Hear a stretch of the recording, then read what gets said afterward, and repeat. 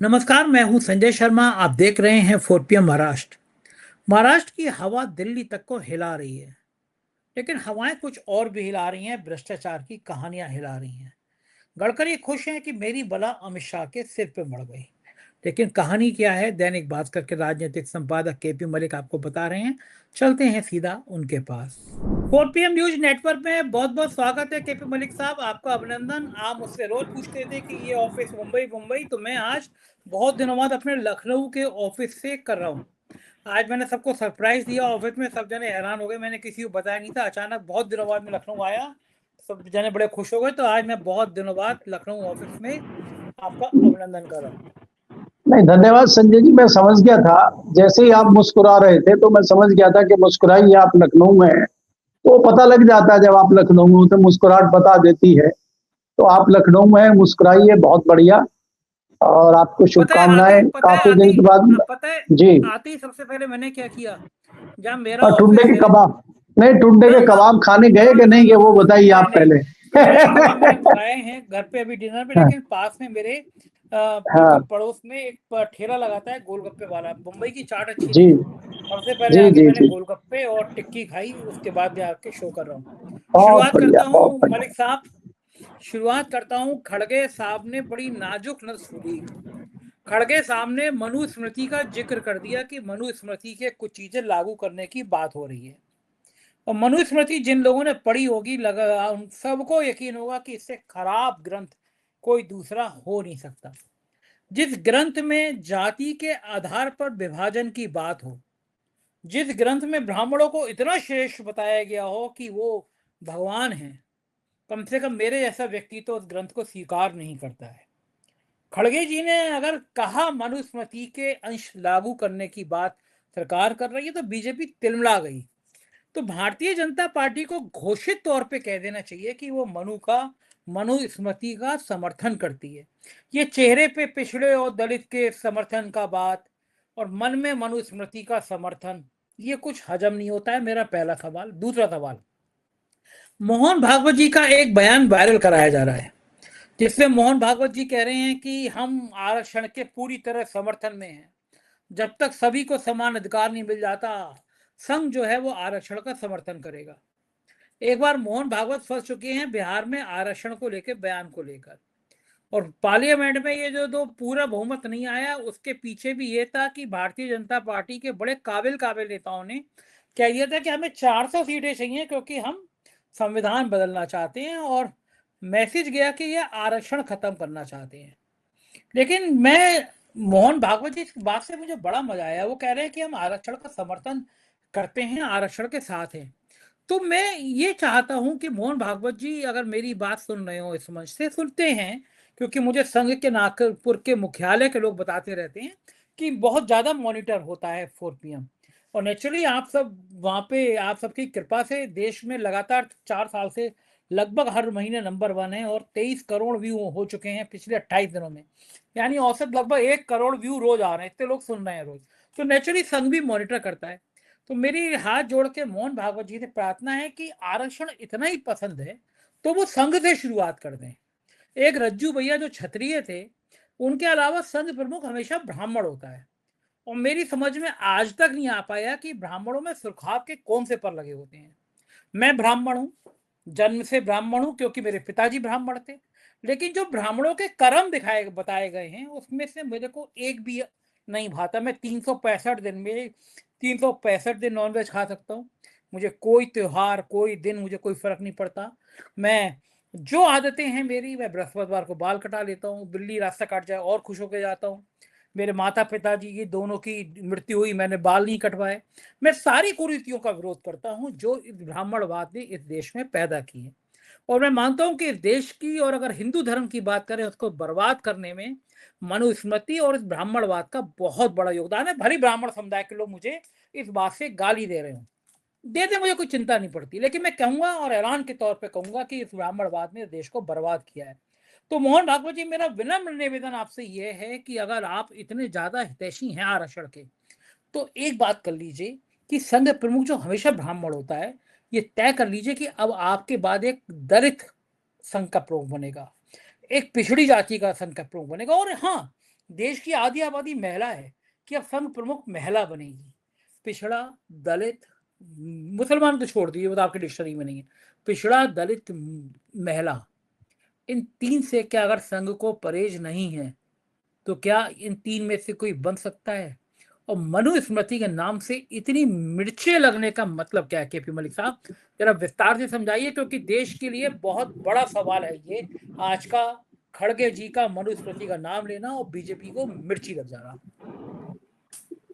संजय जी देखिए, मोहन भागवत जी स्मृति मनुस्मृति की बात करते हैं, मोहन भागवत जी आरक्षण की बात करते हैं, उसके सबके कुछ ना कुछ मायने हैं।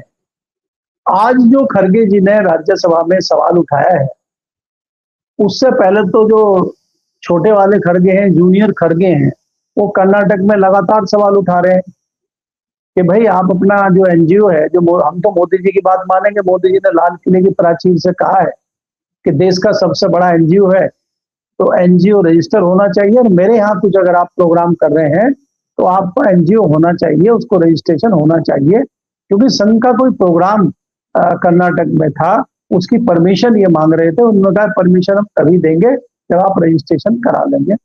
तो ये तो संघ की बात रही। अब आप जो मनुस्मृति की बात कर रहे हैं संजय जी, मनुस्मृति का हमें भी पता, आपको भी पता है कि ब्राह्मण के घर में अगर किसी भी व्यक्ति ने जन्म ले लिया तो वो सर्वश्रेष्ठ है, भले ही वो मंदबुद्धि हो, भले ही वो इस लायक ना हो, भले ही वो नॉनवेज खाता हो, भले ही वो कुछ भी करता, लेकिन वो ब्राह्मण है इसलिए श्रेष्ठ है। और अगर किसी पिछड़े के, दलित के या दूसरे क्षत्रिय के घर में एक विद्वान व्यक्ति जन्म ले ले, वो मूर्ख है, क्योंकि उसने तो वहां जन्म ले लिया इसलिए मूर्ख है। तो ये चीज को किसी तरह से हमारे पूर्वजों और बड़े विद्वान लोगों ने बैलेंस बनाने की कोशिश की थी, और कितने नेताओं ने कुर्बानी दी है, कितने नेताओं ने अपना पूरा जीवन लगा दिया इन कुरीतियों को खत्म करने में। कि पिछले 12 साल से संघ की और भारतीय जनता पार्टी की कोशिश है कि उन कुरीतियों को वापस लाया जाए। संजय जी आप चाहे मंदिरों की स्थिति देख लीजिए, चाहे भारतीय जनता पार्टी की स्थिति देख लीजिए, संघ का खुद आपने जिक्र किया है। आप जब कोई चीज शुरू करते हैं, दूसरों से अपील करते हैं, सबसे पहले आप खुद आत्मसात करते हैं उसको। तो आप दूसरों को तब ज्ञान दीजिए, पहले आप संघ में ही अपने जो है उस तरह से वर्गीकरण कर दीजिए। संघ में तो आप वर्गीकरण कर नहीं रहे। अरे संघ तो दूर, आप तो भारतीय जनता पार्टी में वर्गीकरण नहीं करते। आपके यहाँ जितने पिछड़े, अगर गलती से कोई भारतीय जनता पार्टी का अध्यक्ष भी बन गया, आपको याद है वो लक्ष्मण साहब बने थे, उनको किस प्रकार से हटाया गया था, और हटाया भी और बदनाम भी किया। क्या हुआ विनय कटियार जी का, जो मंदिर की लड़ाई की ध्वजा लेके चल रहे थे आगे, जिन्होंने अपना सब कुछ न्यौछावर कर दिया? क्या हुआ कल्याण सिंह का, जिन्होंने सब कुछ कर दिया? क्या हुआ उमा भारती का? तो आपको लड़ाई लड़ने के लिए, आपके लिए मरने जीने के लिए आपको पिछड़े और दलित चाहिए, लेकिन जब आपका कोई नंबर आए इस तरह का, तब तो वहां पे सर्वश्रेष्ठ आपको ब्राह्मण स्वराज और स्वर्ण चाहिए आपको, क्योंकि आप मनुस्मृति के तरीके से ही चलते हैं। आप राम मंदिर की बात देख लीजिए, राम मंदिर में क्या हुआ? तो इसलिए ये संजय जी, दूसरी बात जो आप आरक्षण की कह रहे हैं, आरक्षण की बात मोहन भागवत जी को इसलिए याद आई है कि ये जो आंदोलन जंतर मंतर पे युवाओं का हुआ है, T20 का जो आंदोलन चल रहा है, किसानों का आंदोलन देश में शुरू हो गया है। अब आरक्षण पे युवा आंदोलन करने की सुगबुगाहट शुरू हो गई है, और इनको ये समझ में आ गया है कि अगर एक जेनजी, अगर 17-18 साल के बच्चे सरकार की चूल्हे हिलाने का काम कर सकते हैं, और अगर युवा आरक्षण के मुद्दे को लेके सड़क पे निकल गया, तो भारतीय जनता पार्टी और संघ बचेगा नहीं। संजय जी इतना गंभीर मामला है, मैं आपको बताऊं, समझ नहीं आ रहा है हमारे प्रधानमंत्री और गृह मंत्री को, पार्लियामेंट के प्रांगण में होते हुए उनकी हिम्मत नहीं हो रही है कि वो सदन में चले जाए, लोकसभा के सदन में चले जाए या राज्यसभा के सदन में चले जाए। अच्छा मुझे इसको आप हल्के में मत लीजिए। मलिक साहब मैं एक मिनट रोकूंगा जी। राहुल गांधी पहली बार मुझे इन तेवरों से में नजर आ रहे हैं। राहुल गांधी ने जो सवाल पूछे हैं उनसे मोदी जी को पसीना आ गया है। गृह मंत्री पहली बार ऐसा रहा हाउस में नहीं आ रहे हैं। संजय राउत ने कहा कि एक फिल्म आई थी मैं एक फिल्म बनाने जा रहा हूँ कि गृह मंत्री गायब हैं। इस देश के गृह मंत्री को जिस समय सबसे ज्यादा बोलना चाहिए था, छात्र आंदोलन में किस तरह लाठी चली, किस तरह पैलेट गन चली, इन सब पे बात करनी चाहिए थी। गृह मंत्री गायब हैं। जब दिखाई देते हैं तो पत्रकार सवाल पूछने की जगह कि लाठी कैसे चली, गोली कैसे चली, गोदी मीडिया कह रहा है कि आपकी धोती बड़ी अच्छी लग रही है। राहुल गांधी ने नानी याद दिला दी है। गायब कहाँ है? ना प्रधानमंत्री है, ना गृह मंत्री है। डर क्या हो गया है राहुल गांधी से? गायब कहाँ हो गए हैं? संजय जी, जो 12 साल से इनकी जुमलेबाजी चल रही थी और अभी भी इनको लग रहा था कि जुमलेबाजी चलती रहेगी, वो जुमलेबाजी की हवा निकाल दी है राहुल गांधी ने। राहुल गांधी ने ऐसा किया है कि एक सिस्टम चल रहा था और उस सिस्टम का कहीं बटन दबा दिया गलती से, सारा जो है मामला बिगड़ गया। राहुल गांधी ने ऐसा बटन इनका दबा दिया है। जैसे हमारे यूपी में हम लोग राजनीति में कहते हैं कि दिल्ली की सत्ता का रास्ता लखनऊ से होकर आता है, इसीलिए मोदी जी का और संघ का हर रास्ता अमित शाह के यहां होके आता है। कोई भी फाइल अगर पास होगी पीएमओ से, कोई भी अगर बड़ा डिसीजन होगा, चाहे वो पार्टी का हो, चाहे वो सरकार का हो, वो अमित शाह की टेबल से फाइल होके जाती है। और अब ये खुद अमित शाह की फाइल आ गई है। राहुल गांधी का एक बड़ा सेंटेंस जो सपने में दिख रहा है मोदी जी को और अमित शाह को, वो ये है कि अमित शाह को जाना होगा। अमित शाह को जाना होगा यानी गृह मंत्री को जाना होगा। क्या राहुल गांधी हवा में ही बात कर रहे हैं या उनके पास कुछ तथ्य हैं? संजय जी, गृह मंत्रालय बुरी तरह फंस गया है, गृह मंत्री बुरी तरह फंस गए हैं। और आप ये देखिए कि कल राहुल गांधी के भाषण के बाद सदन में मोदी जी के नेतृत्व में रात को एक मीटिंग शुरू होती है, रात के अंधेरे में। जैसे मुंबई में कहते हैं ना कि रात के अंधेरे में निकलते हैं, एक लुटेरा निकलता है वो वाला सीन, उस तरह का सनसनीखेज रात को मीटिंग होती है और आधी रात तक चलती है। और उसमें किसको बुलाया जाता है? अजीत डोभाल को बुलाया जाता है। अजीत डोभाल कौन है? वो राष्ट्रीय सुरक्षा सलाहकार है। तो क्या राष्ट्रीय सुरक्षा पे कोई डिस्कस किया जा रहा है?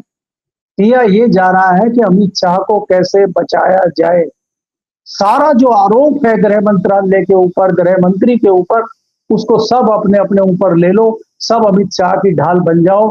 कौन किस प्रकार से करेगा, किसकी क्या भूमिका होगी, इस पर चर्चाएं हुई है उस मीटिंग में। और उसी का नतीजा आपने देखा कि जो सीआरपीएफ के डीजी हैं, जिनको अगर ये सारा मामला ठीक हो जाता है उनको इनाम दिया जाएगा और उनको डीसीपी वेस्ट बंगाल का बनाया जाएगा। इसी तरीके से सबको बुलाया गया है और उसी के तहत दिल्ली पुलिस ने सुबह सुबह एक वीडियो जारी कर दिया और सारे गोदी मीडिया को दे दिया गया है कि भाई साहब इनको जो है ऐसा बता दीजिए जैसे नेपाल में हुआ, बांग्लादेश में हुआ, श्रीलंका में हुआ। अगर हम गोली नहीं चलाते, अगर हम सख्ती नहीं करते, पार्लियामेंट के 100 मीटर तक करीब आ गए थे आंदोलनकारी, और वो आंदोलनकारी, षड्यंत्रकारी, क्रांतिकारी ये 17-18 साल के बच्चे हैं, जेनजी हैं, परीक्षा की मांग कर रहे हैं और आप इनको उस तरह से ढाल देना चाहते हैं। ये षड्यंत्र ये चल रहा है कि कैसे बचे। सवाल ये हो गया है संजय जी कि गोली चली कि नहीं चली, पहले तो ये जवाब दे दीजिए। फिर अगर गोली चली तो किसके आदेश पर चली? इसका जवाब ना अमित शाह जी के पास है, ना किसी दिल्ली पुलिस के पास है। राहुल गांधी ने इनको फंसा दिया, क्योंकि मैंने कल भी आपको कहा था कि अमित शाह यहां फंस गए हैं कि भाई गोली चली, हाँ हमारे आदेश पर चली, तो आपने गोली कैसे चलाई? अब आप बचेंगे नहीं। और अगर आप ये कहते हैं कि हमने तो गोली का आदेश दिया ही नहीं, तो आपके बिना आदेश के कैसे हो गया ये? क्योंकि अब आप पहले इन्होंने जिस प्रकार से कहा था कि कोई गोली नहीं चली, कहीं कुछ नहीं हुआ, किसी के ऊपर जो है पैलेट गन नहीं चली, कुछ नहीं हुआ, वो तो आदमी को निकाल रहा है राहुल गांधी। उन्होंने तो पेश कर दिया, ये लो इसको चर्रे लगे हुए हैं, डॉक्टरी रिपोर्ट है। तो आप बचेंगे कहाँ? अब ये गिर चुके हैं संजय जी, और ये ऐसे गिर गए हैं कि आज पूरा दिन गोदी मीडिया पे जो है वो गाना चल रहा है वीडियो का कि किस प्रकार से वहां पे आतंकी पहुंच गए, सॉरी आतंकी नहीं, किस प्रकार से आंदोलनकारी पार्लियामेंट के 10 मीटर तक 100 मीटर के करीब पहुंच गए थे, इसीलिए सिक्योरिटी तैनात हो गई।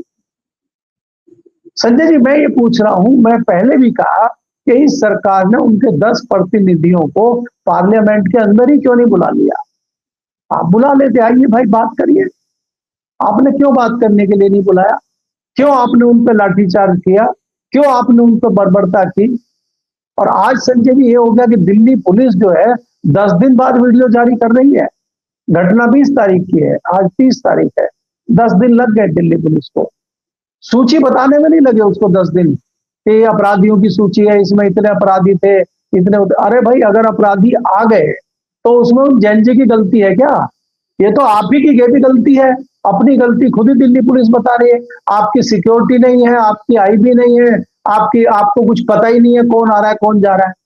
और आपको अगर पता लग गया कि अपराधी आए हैं, तो क्या वो अपराधी उस आंदोलन को संचालित कर रहे थे क्या?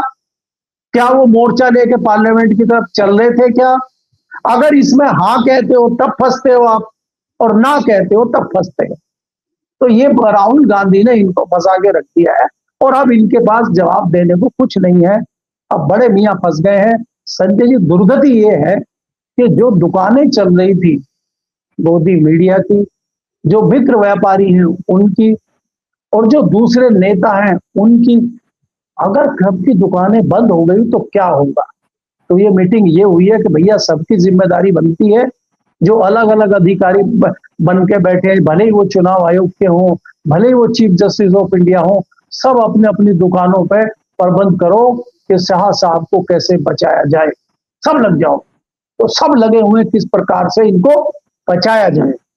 आप ये देखिए, कितनी हैरानी की बात है, कितनी जो है अजीब बात है कि पार्लियामेंट में दोनों ही नहीं आ रहे। पहले तो बड़े वाले नदारद रहते थे, अब तो छोटे वाले भी नदारद हो गए।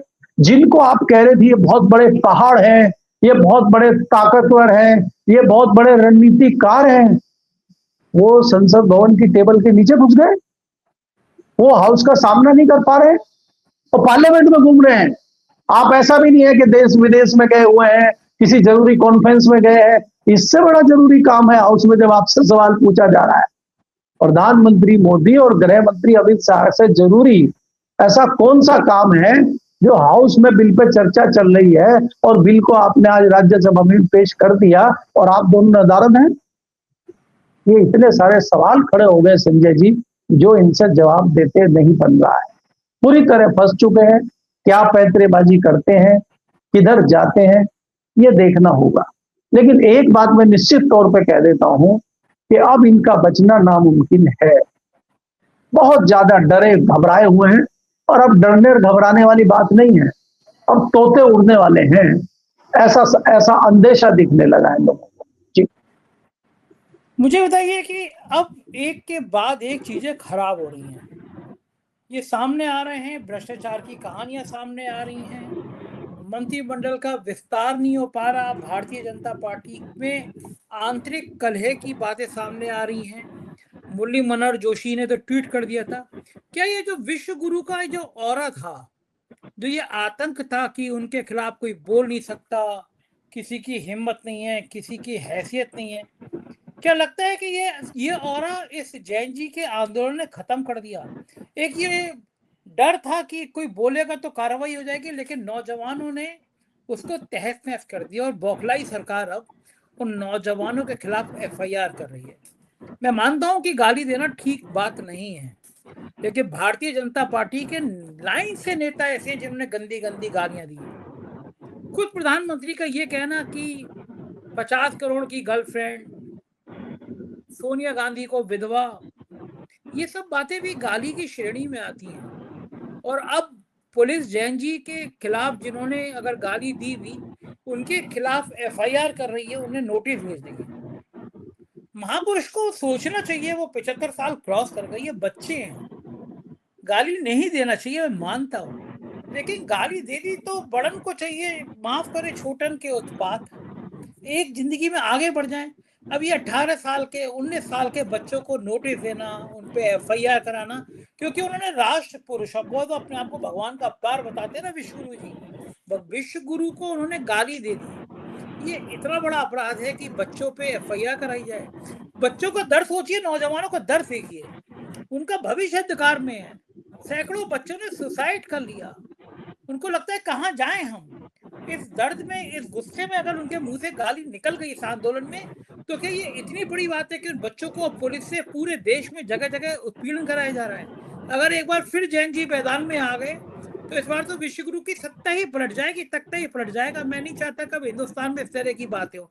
मैं चाहता हूँ कि गांधीवादी तरीके से अपनी बात कही जाए, लेकिन बच्चों पे इस तरह नोटिस भेजना, उन पे एफआईआर कराना, क्या एक बड़े आंदोलन को फिर ये न्योता दे रहे हैं? समझ में नहीं आ रहा है लोगों को कर क्या रहे हैं ये। संजय जी, आपको पता है आज जंतर मंतर पे जो बैरियर लगाए गए हैं उनकी हाइट बढ़ा दी गई है, दीवार जितनी हाइट है, और उन पर वेल्डिंग कराई जा रही है ताकि बैरियर को आसानी से हटाया ना जा सके। इतनी डरी हुई सरकार है ये। दूसरी बात जो आप कह रहे हैं कि युवा जैन जी गाली दे रहे हैं, इस तरह की भाषा का प्रयोग कर रहे हैं, बहुत जिम्मेदारी के साथ कह रहा हूं, उसके जिम्मेदार भी कहीं ना कहीं मोदी और भागवत जी हैं। अब क्यों जिम्मेदार हैं आप ये समझ लीजिए। आप मुझे बताइए, आप 12 साल से सत्ता में हैं और आप तो आजकल मुंबई में हैं, फिल्मों की बहुत जानकारी भी आपको है। जो ओटीटी प्लेटफॉर्म है, क्या उस पर हमारी जो अस्मिता है, हमारी जो संस्कृति है, उसके अनुसार फिल्में बन रही हैं? आप जितना ओपन करके जिस गाली गलौज को खुलेआम आपने छूट दे रखी है, उसका कहीं ना कहीं जिम्मेदार जो है वो उद्योग है, और उद्योग को परमिशन देने के लिए, सर्टिफिकेट देने के लिए आपकी सरकार बैठी है। आप क्यों नहीं प्रतिबंधित उस चीज को करते? युवाओं को जब आपने एकाएक इतना ओपन प्लेटफॉर्म दे दिया है। देखिए संजय जी, आप इस बात को माने ना माने, हम और आप इस उम्र से गुजरे हैं, फिल्मों का हमारे ऊपर बड़ा प्रभाव पड़ता है। जब हम युवा होते हैं, छात्र होते हैं, और हम फिल्में देखते हैं तो उनसे अपने आप को जोड़ के देखते हैं, और कई सारी ऐसी चीजें हम करने की कोशिश करते हैं कि हम ही हीरो हैं, हम उस फिल्म के पात्र हैं, और हम अपनी निजी जिंदगी में भी उन चीजों को अपनाने की कोशिश करते हैं।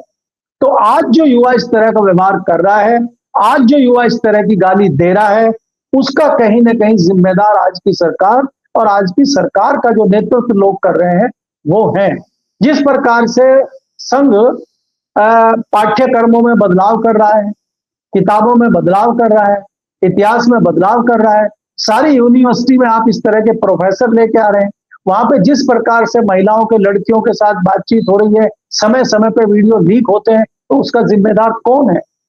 आज संजय जी एक स्कूल की फुटेज आई है जहां लड़कियों ने आंदोलन छेड़ दिया है। एक स्कूल की लड़कियों ने आंदोलन छेड़ दिया है कि हमारे साथ इस तरह का हरेसमेंट हो रहा है, और बाद में मैनेजमेंट को झुकना पड़ा और उस स्कूल को समझा बुझा के उन लड़कियों को वापस लेना पड़ा।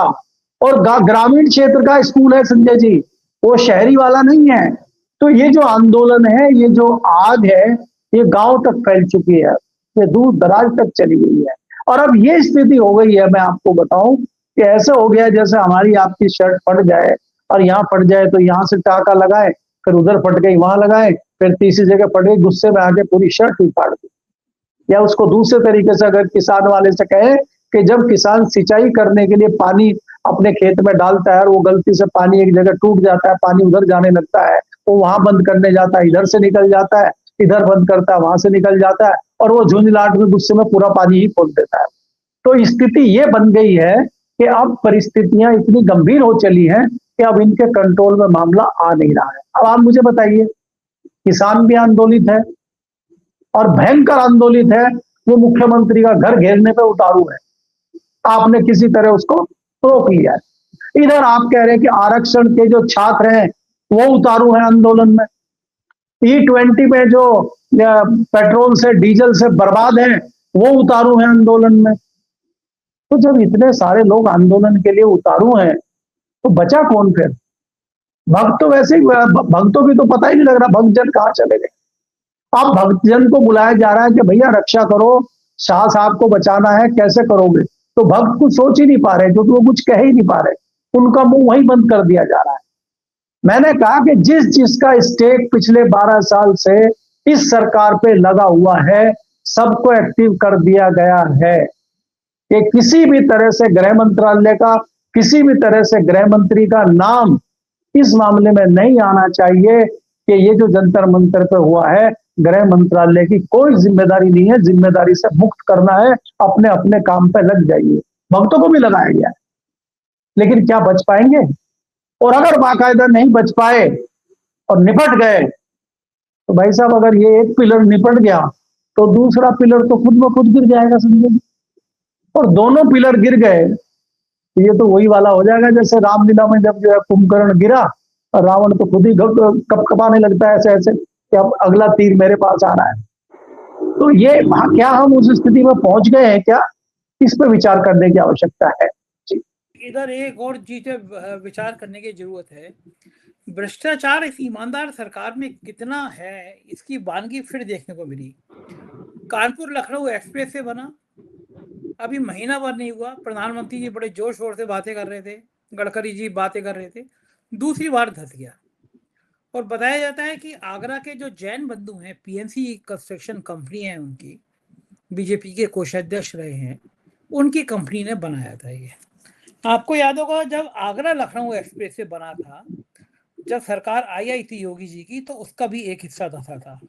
उसे भी इन्हीं महाशय जी की पीएनसी कंपनी ने, कंस्ट्रक्शन कंपनी ने बनाया था। भारतीय जनता पार्टी के नेता हैं, अरबपति इंसान हैं, महीने भर के अंदर एक्सप्रेसवे धस जा रहा है।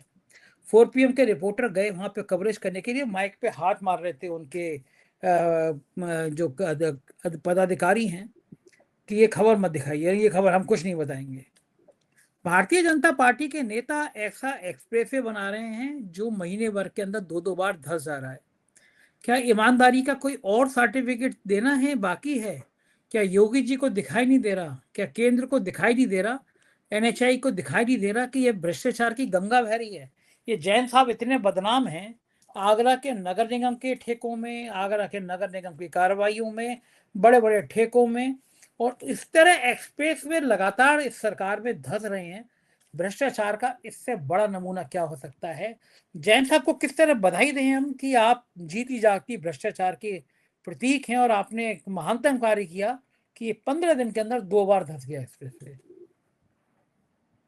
संजय जी देखिए, आज योगी जी ने भाषण दिया है कि अब हमें जो मंदिर बच गए हैं उनको दुरुस्त करना है। हमने बनारस का, अयोध्या का मंदिर दुरुस्त कर दिया है। वो ये नहीं बता रहे कि पिछले 9 साल में उन्होंने क्या क्या किया है, क्योंकि 9 साल बताएंगे तो फिर उसमें जैन साहब जैसे लोग आ जाएंगे। जैन साहब जैसे लोगों को खुली छूट है लूटने की, भ्रष्टाचार की, करप्शन की। तो ये चीजें गौण हो जा रही हैं संजय जी। ये इसलिए गौण हो जा रही हैं कि जब आप केदारनाथ, बद्रीनाथ के पौराणिक मंदिरों को लूट रहे हैं, जब आप अयोध्या के मंदिर में चोरी डकैती कर रहे हैं, तो ये डकैतियां तो चलती रहती है हाईवे पर, तो छोटी मोटी।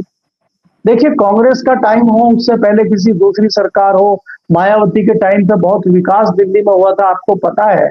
और जेपी ग्रुप ने भी हाईवे बनाया था, ये आपका नोएडा और आगरा वाला अच्छा बनाया था, लेकिन उन्होंने भी कुछ ना कुछ तो पैसा इसमें कमाया ही होगा, कुछ ना कुछ करप्शन तो हुआ ही होगा और होता रहा है। लेकिन वो इतना होता था कि जिस तरह से आटे में नमक होता था। ये भारतीय जनता पार्टी की सरकार ही है कि ये नमक में आटा डालती है कि एक बोरी नमक की है, उसमें 2 चुटकी आटा डाल दो और आटा बना के मार्केट में बेच दो। ये भारतीय जनता पार्टी की सरकार में ही हो सकता है। अगर यहाँ पे राम मंदिर में चोरी डकैती होने पर मुंह नहीं खुल रहा है मोहन भागवत जी का और प्रधानमंत्री का, तो संजय जी जैन के करप्शन पे आप क्या उंगली उठा सकते हैं? जैन तो नन्हे मुन्ने बच्चे हैं, वो तो छोटे हैं, वो तो छोटा करप्शन है। आप मंदिर देख लीजिए, जहां जहां भारतीय जनता पार्टी की सरकार है, वहां मंदिरों में जो डकैती चल रही है, वो डकैती रोकने पे या किसी दोषी को जेल भेजने पे भारतीय जनता पार्टी की कोई आपको भूमिका नजर आई है क्या? अब मैं ये कह रहा हूं, अगर सामान्य सा व्यक्ति भी आप बिठा दीजिए, मंदिर का प्रबंधन मुझे आप दे दीजिए संजय जी, और आप पेटीएम बता रहे हैं, फलाना बता रहे हैं, जीपे बता रहे हैं, मैं ये कह रहा हूं मंदिर के बाहर आप पेटीएम और जीपे का वो लगा दिए मार्का, आइए भाई जिसको दान देना है इसमें दान दें, कोई कैश दान नहीं लिया जाएगा, कोई कच्चा दान नहीं होगा। आप जैसे ही वहां पे पेटीएम से पैसा डालेंगे तुरंत बैंक में जाएगा, आपका मंदिर का इंटरेस्ट शुरू हो जाएगा, सबकी नॉलेज में रहेगा। आप तो डिजिटल कहते हैं ना, डिजिटल का ढिंडोरा जुमलेबाजी कर रहे हैं पिछले 12 साल से। अरे डिजिटल कर दीजिए, उसमें जैसे यहाँ पे हमारे दिल्ली के एम्स में एक बोर्ड लगा हुआ है, भारत की जनसंख्या बताता रहता है वो कि जनसंख्या बढ़ गई है, इतनी जनसंख्या है, फिर स्टेट में इतनी है, पुरुष इतने हैं, महिला इतने हैं। तो आप एक बोर्ड लगा दीजिए कि राम मंदिर में इतना चढ़ावा आ गया, अभी बढ़ता जा रहा है, इतने करोड़ है, इतना आ गया, इतना ये है, इतना वो है, कल इतना आया था, आज इतना आ गया है। आप डिजिटल करिए ना भाई। अगर आप डिजिटल करेंगे तो फिर डकैती कैसे करेंगे आप? तो जहां जहां आपको सुविधा है वहां आप कुछ नहीं करेंगे, और जहां आपको सुविधा नहीं है वहां तमाम चीजें करेंगे। संजय जी, करप्शन के सारे रिकॉर्ड इस सरकार में टूटे हैं, उन पे किस किस पे आप बहस करोगे, कहां कहां बहस करोगे? आप धन्यवाद दीजिए गडकरी जी को। गडकरी जी के यहाँ पूजा अर्चना 2 दिन से चल रही है। उन्होंने ये कहा कि जो सीधा सीधा टारगेट मेरे ऊपर था, जो तीर ब्रह्मास्त्र मेरे ऊपर आ रहा था, वो डाइवर्ट होकर अमित शाह के घर पे चला गया है, तो मेरी जान बच गई है। तो उनके यहाँ पूजा अर्चना चल रही है संजय जी। तो गडकरी जी बेचारे मजे ले रहे हैं। अब गडकरी जी पे इतना वार हुआ है, इतना वार हुआ है, अब थोड़ा सा उनको सांस लेने के लिए जो है राहत मिली है, तो वो राहत में है। अब उनको छोड़ दीजिए, बकसिए उनको 2-4 दिन, क्योंकि देखिए नंबर तो उनका भी आएगा, लेकिन वो नंबर जो है इधर से हट के उधर चला गया बड़ी जगह। तो इसलिए वो राहत की सांस ले रहे हैं, उनको थोड़ी राहत लेने दीजिए। वो तो इसी पे कह रहे हैं कि भाई मुझे E20 में फंसा दिया, मुझे पेट्रोल में फंसा दिया, मैं तो रोड एंड ट्रांसपोर्ट हूँ। अब आप रोड एंड ट्रांसपोर्ट का भी उठा लाए घपला, तो छोड़ दीजिए, उनको छोड़िए। वो मंत्री ठीक है ना, वो तो इनकी सरकार में आके खराब हो गए, वो ठीक आदमी है, तो इसलिए उनको थोड़ा बकस देते हैं कुछ दिन के लिए। वो बात अलग है कि मुंबई में जो रोड की स्थिति है, जो पुल की स्थिति है, वो अलग है। जी बिल्कुल ठीक कह रहे हैं, हालात बहुत खराब हो रहे हैं। हम चर्चा करते रहेंगे। बहुत बहुत शुक्रिया मलिक साहब, आपने बातचीत की। ये देखिए अभी मलिक जी, पूरी बातचीत आपने सुनी। आप सोचिए, इससे ज्यादा भ्रष्टाचार और क्या हो सकता है? इससे ज्यादा ढोंग क्या हो सकता है? जैन जी को इस तरह प्रताड़ित किया जा रहा है, भ्रष्टाचार की गंगा बह रही है और पार्टी में घमासान मचा है। आप क्या सोचते हैं इस बारे में? कमेंट जरूर कीजिएगा। शुक्रिया, थैंक यू।